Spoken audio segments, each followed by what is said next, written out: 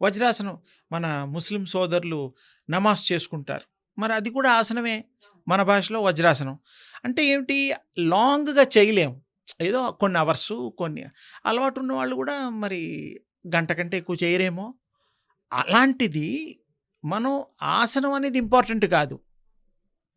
సనము ఆ అంటే ఆ యొక్క దాన్ని స్వీకరించేటువంటిది, పొందేటువంటి గుణాన్ని మనం కలిగుండాలి. అది. అప్పుడు ఏమవుతుంది, మనం ఎవరైనా అర్హత ఉంటుంది. సోఫాలో కూర్చొని చేసుకోవచ్చు. చైర్‌లో కూర్చొని చేసుకోవచ్చు. మీకు ఇక్కడ కూర్చొని అక్కడ చేయకూడదనేది రూలులు ఎందుకు పెట్టారు ఒకప్పుడు అంటే, అప్పటి కాలమాన పరిస్థితులు అనుకూలంగా ఉండేవి.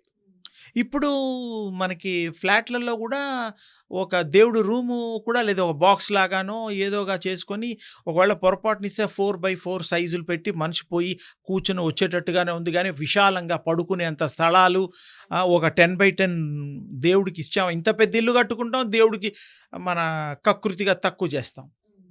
అంటే అది ఎంతవరకు కరెక్టు?